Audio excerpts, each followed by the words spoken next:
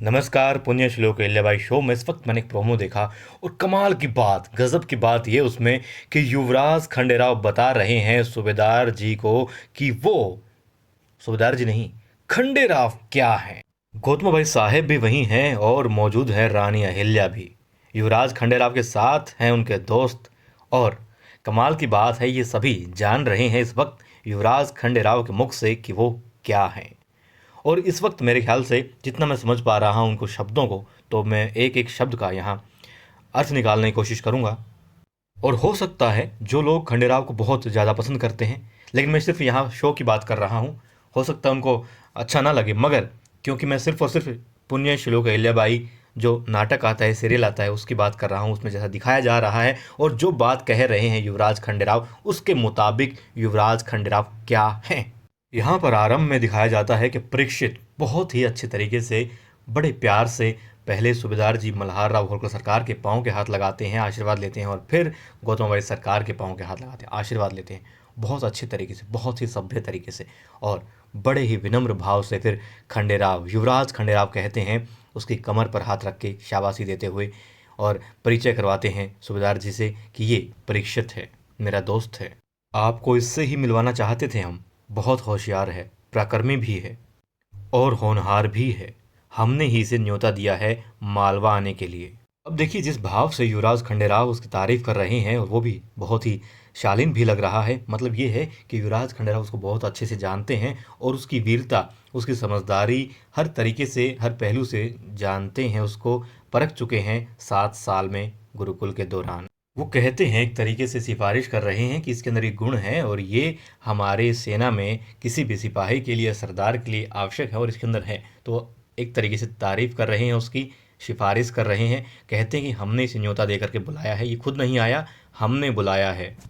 और देवी अहिल्या यहाँ पर मल्हार राव के चेहरे की तरफ देखती है, सभी हैरान भी होते हैं और सूबेदार जी बड़े मतलब हिचक जाते हैं, बेटे के सामने उसके दोस्त को क्या कहें और दोस्त के सामने बेटे को क्या कहें, फंस जाते हैं और हिचकते हुए कहते हैं हाँ हाँ ज़रूर।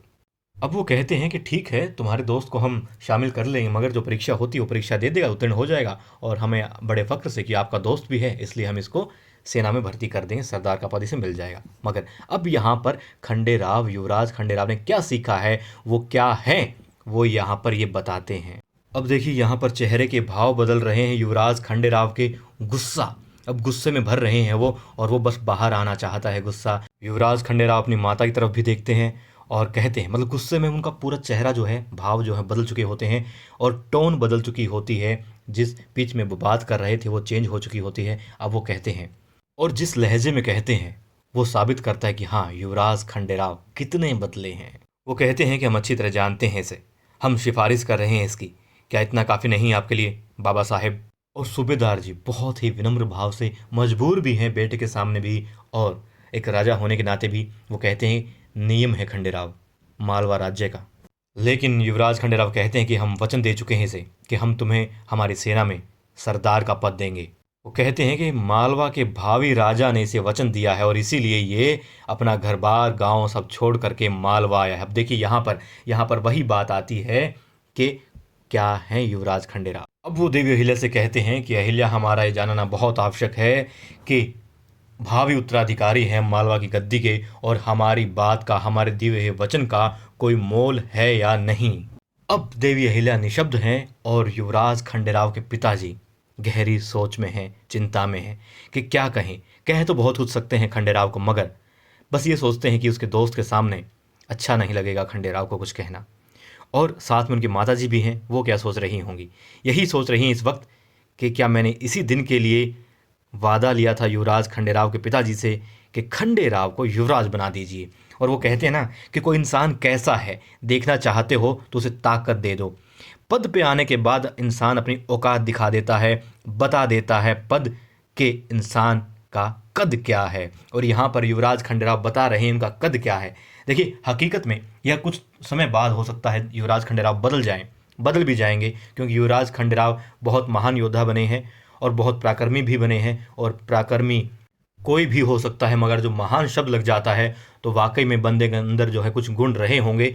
लेकिन इस वक्त जो खंडेराव कर रहे हैं वो यही बताता है कि युवराज खंडेराव क्या हैं। जो काम इस वक्त ये युवराज खंडेराव कर रहा है उससे तो अभी इनकी माता और इनकी पत्नी दोनों ही लज्जित महसूस कर रही होंगी, दोनों ही चिंतित हो रही होंगी कि कोई बदलाव नहीं आया इसके अंदर, ये यूं का यूं है। और वो कहते हैं ना कि सिर्फ खाल पहनने से कोई राजा नहीं बन जाता, असली राजा तो राजा ही होता है।